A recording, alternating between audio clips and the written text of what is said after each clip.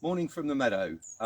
So today, this could be quite a crucial video for anyone that's just about to start on van life. I'm going to show you how to check a van out. I've been looking for a van for my niece, Katie, and we've been out to see a couple this week, and it appears that rust is more valuable than gold these days because there are some right states out there that people are trying to sell for considerable money. So I don't want you guys to get caught in that trap, and I'm going to show you how to check a van out straight away. Okay, so this one, we've had this trusty Transit now for 4 years. It cost us next to nothing. Because I'm a mechanic and a welder, I can keep it on the road. I have literally welded everything that goes wrong on vans on this particular van. I'm going to show you so that you know where to look for rust patches when you come to check out a van for yourself. All you need for this job is a torch and some cardboard, because you will be getting underneath it. So the first thing we're going to do is give the outside a quick look. So from here I can see that there's condensation in the headlights straight away, which is not a good thing. That is an MOT fail. They do need sorting out. So water's been getting into the headlights. We're going to move to the outside, to the front wing. So these normally rot out. Doesn't matter what sort of van you got, whether it's a Transit, a Sprinter, they normally rot out. There's a lot of salt that gets fired into these, and they rust from the inside. So in effect, it's two pieces of metal. It's the outer skin and the inner skin, and they join. Now, if that rots out, you can push water up the inner skin, which is what's happened at the front here, which is why that's been repaired. So we're going to move along. Seals are the next thing that we're going to check. Anything on this bottom line here, inside and out, is your weak spots because of the salt on the roads.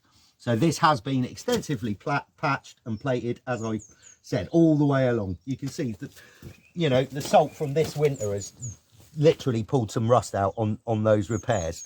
It wasn't repaired that long ago. That's how corrosive the salt is. So checking door works, closes properly. Side door, we'll check that. Perfect, that works fine. Make sure that closes properly, and then we're going to have a quick look at this top seal. So if you're going to convert it into a camper van, you don't want water going into your conversion. So you've got to make sure that top rusty seal, or this top seal here, isn't too rusty. Basically, it's the hardest bit to repair, that lip.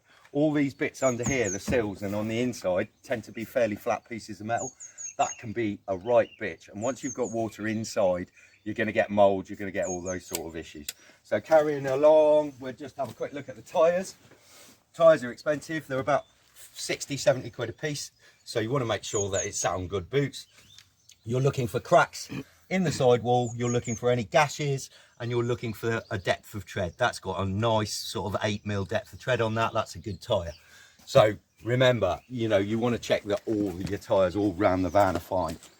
Here you can see this has been repaired as well. This is another weak spot on all vans. Obviously it's around the wheel arch. If it's going to go, it's going to go here. It's more important that this seal here on the back is good as compared to the front one, because this, you don't want water spraying up behind into your insulation if you're going to convert it van conversion wise. So you can see how heavily this has been repaired. All these pieces here have been re-welded. All these pieces here have been re-welded. We will get underneath it and show you. So you're moving on to the back. There's not really a lot to see on the back. They tend to be okay. Moving on to the back, there's not a great deal to check out apart from underneath. You want to check behind this bumper because the steel will rot out behind that bumper. In fact, you can see corrosion there. So what we'll do is in a minute, we'll get underneath it and we'll check along this, this back bumper as well. But at the moment, we're on the outside. Once again, you're checking that top gutter, and then you're checking the condition of the wheel arches. You can see this has been repaired. There is rust coming through. It's been a really salty winter. Same again with the seals. All been repaired all the way along pretty much. Another check on the front door. Everything works, closes. Checking the tyres again. So they're all nice and legal. Check the front. We're looking at the wheel arches again, and we're looking up inside. Remember where the coil spring is. So this is a coil spring, and you're looking for any corrosion within 30 centimeters of that coil spring. I mean, this is a standard rule for MOTs. Corrosion within 30 centimeters of anything structural is a fail. So you can see all the inside of this wheel arch has been patched up already. Here we go. That's another classic place on transits where they go. So I'm going to quickly go and grab a couple of bits of cardboard. We'll get under the back. And then we can show them a little bit better.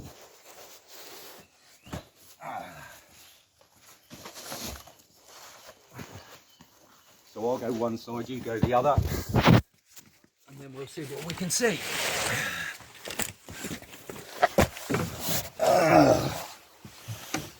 Okie dokie, I'll do it under your side because I know it's been repaired. So this is a spring hanger. You can see the red oxide paint in there where I've had to repair it. And basically this whole section, you know, just that one repair there, if you took that to a garage, that's going to be like a £200 to £300 repair, depending on whether they have to take the spring off. So if you've got any major corrosion in this area, be mindful of that. That should reflect in how much you offer for the van if you decide that you still want the van. Because this one little corner is repeated at the front spring hanger. It's repeated over here. They look like they're quite straightforward flat plates to put in. So this whole side has been repaired as well. You are looking up literally underneath where the wheels are. You can see there's a big repair patch in there. There is on the other side as well. So you're looking, you know, like I say, just to repair this corner, if you had to take that to a garage, that's £200 to £300 worth of welding work just on one corner. So if you've got more issues than just one corner, you're looking at welding it back together. Like I say, this is a really cheap van that we bought, and I'm a welder, so I've literally welded everything back together. We're going to go underneath the sides and I'll show you the seals next.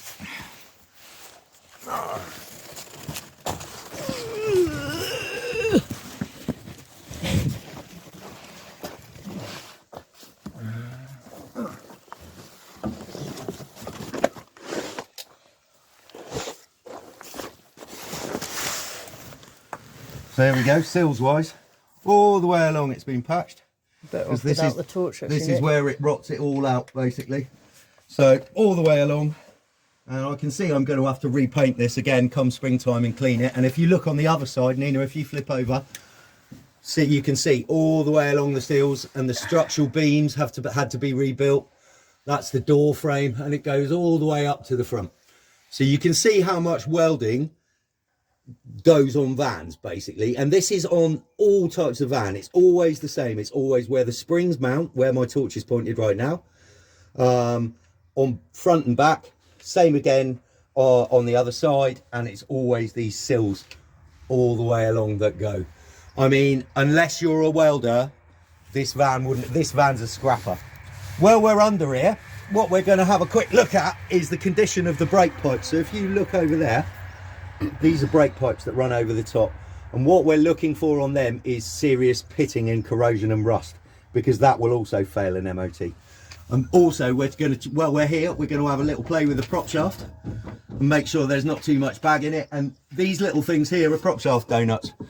There's two on this vehicle, and you want to make sure, I know these are good because these, I've replaced these, but morning, but you know, to get a garage to replace them, you're probably looking to replace two on a prop shaft like that. You're probably looking at 120 quid in the garage to get that done.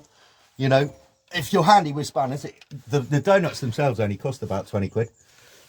Okay, so you get the general idea on the rust front. I mean, I've done all of this van all the way along, and what I'm saying to you is substantial rust is a no-go. Don't even bother. You know, there are a lot of vans out there that for some reason have MOTs on them. That's probably the tail end of the MOTs, and they're just not fit to be on the road. Right, so the next thing we're going to do, we're going to check out under the bonnet, because there's some key things to check out. Number one, make sure your bonnet opens. Don't buy a van that the bonnet doesn't open, purely because you don't know how long it's been like that, on how long the oil's been checked, you know, whether the oil's been checked. So what we're looking at, we're going to work through it methodically from one side to the other. This is power steering fluid. We want to check it. It's got plenty in the reservoir wire. Ideally, you want to be able to get your finger in there and dip it. There we go. It's not too dirty. Your brake fluid reservoir, which is this one here, so that's brakes. Yeah, look, that's full. You want to basically check on the color of the brake fluid. So let's see whether we can get in there. Yeah, look, if you get in there, you can see that's still honey colored. If it's been in there for I'm not sure whether you can see that or not. Anyway, it's honey colored. If it's really dark black colored, it means that you've got rubber breaking down in the braking system and it's coming back in the fluid, so it's a bit of a red flag. What we're also looking at, we're looking on the top of the oil filler cap for any yogurty. It looks like yogurt, looks like yogurty snot. None on that. We'll also check. What's wrong with it? I'll tell you in a second. Okay. You're also checking for yogurty snot on the dipstick. Look, that dipstick has still got a bit of honey colour to the oil. It's not black. That's good oil. So basically this engine's been looked after. The yogurty stuff means that water's getting into the oil system. And alternatively, you also check it on the radiator. So you're checking for yogurty snot on the top of your water system. Because what you don't want is the water and the oil mixing. It's a sign of a head gasket gone. If there's oil in the, if there's water in the oil or oil in the water, that's a walk away as well, because that's a very expensive job to fix. Using the torch, we're just going to have a quick look around the engine for any massive oil leaks. I mean, this is an old engine. This has done 280,000 miles, I think. So there's a bit of oil on it, but there's no significant drips of oil. Also, where you're under the bonnet, it's worth look. If you look down where that red oxide is down there, you can see that I've had to be in there to repair as well. So basically you're checking all the metalwork behind the engine for corrosion, because look, I've been in there as well. Oh, look, there's a bit of welding that hasn't been painted. There you go. That needs painting and sorting out. So that's had to be repaired. Can't see it on that. But there you go. I mean, they're the main things that you're looking on the engine. The main things that you're looking bodywork wise. Next thing is actually in the truck itself. Obviously, you want to make sure the old girl starts. Sounds all right. This one normally squeaks, the fan belt. Yeah, it's a transit. So run through all your light checks, get a buddy to go and help you, make sure that all the lights work. Make sure the wipers work, make sure the washers work. Really important for winter, and something that loads of people don't do, make sure the bloody heater works. Don't work in this one. This one barely works. It takes a while to demist it, but it's a ball ache in winter. We have to plan ahead. And, you know, basically you run the van for 10 minutes before you go out in it to clear the windows. It's always worth, if you can get underneath these floor mats, yeah, without destroying the van, it's always worth having a quick look under there, because water does come down through the doors and it can sit and pool underneath the carpet. Obviously check all your seat belts out quickly. Real big one is when you get into a van, have a sniff. If it smells of mold, it means water's been in here. It means water's sitting in here and it's getting in here from somewhere. Not ideal if you're going to convert it to a living vehicle. You know, you really do need a dry van. Right, I think that wraps it up. The other thing is you've got two bits of paper that you want with a vehicle. You've got a registration document, looks like that, and an MOT certificate, looks like that. On the MOT certificate, if it's passed, that'll be fine, but you might have a section that says advisories on it. This one, the advisories are that it has been weld repaired and painted.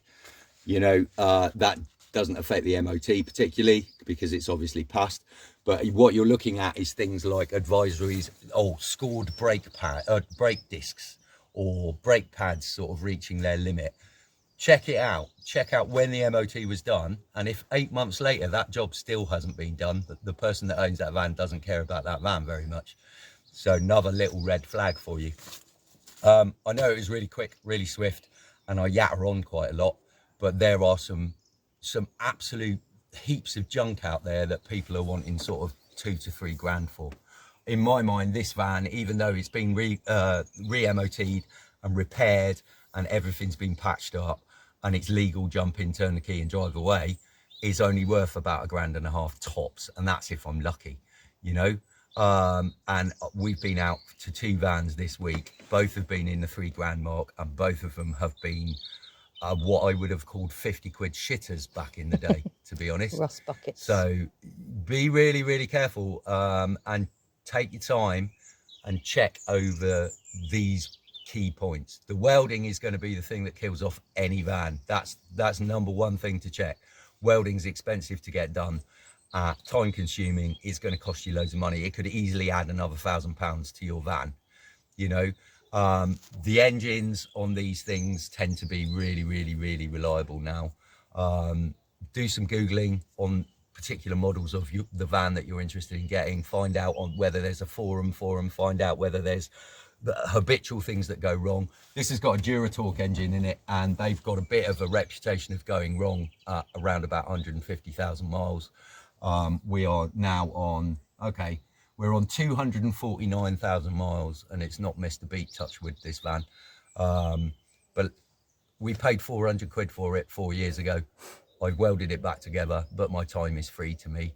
And it's still going strong, still got an MOT. Yes, we'll go anywhere in the UK with this van. But there are vans out there that are being offered for £3 that wouldn't make it round the corner. So be careful.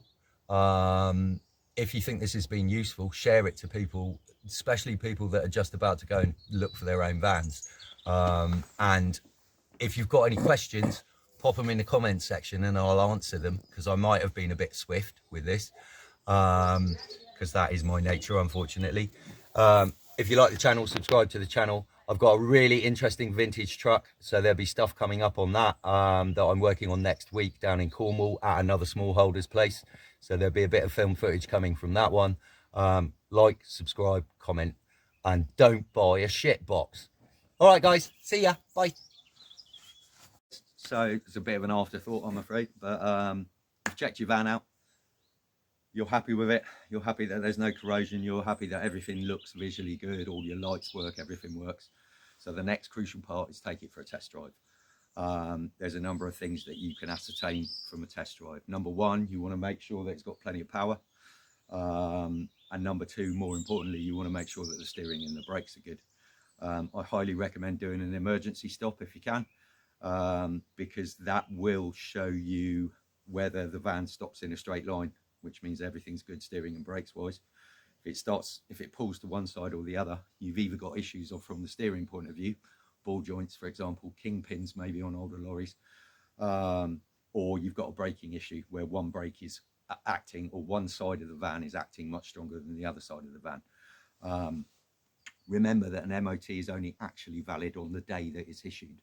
The rest of the time you're kind of freestyling it. So it doesn't necessarily mean, a van having an MOT doesn't necessarily mean it's up to MOT standards. You can find that out doing a test drive.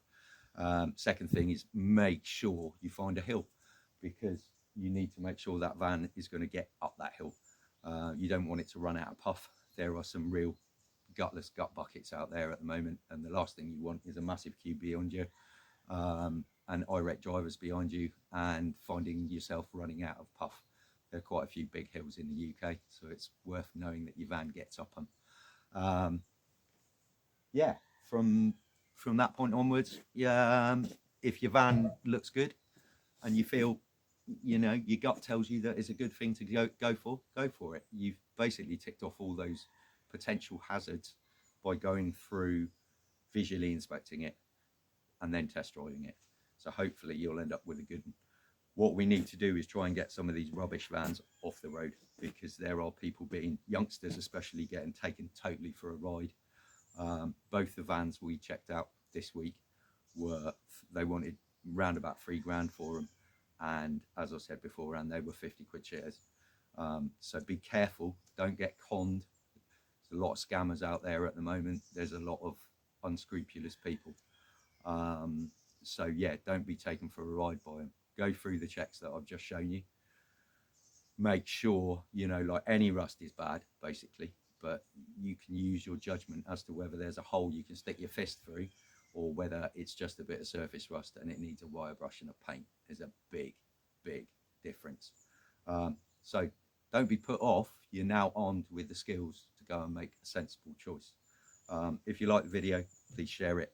And if you know anyone that's, you know, interested in going for van life and is looking for a van, get them to watch it, you know, because it gives you the skill set to go there and make an informed judgment. Right, hope you enjoyed it. Thanks for supporting the channel. Like I said beforehand, got any questions, wang them in the comments and I'll try and answer them.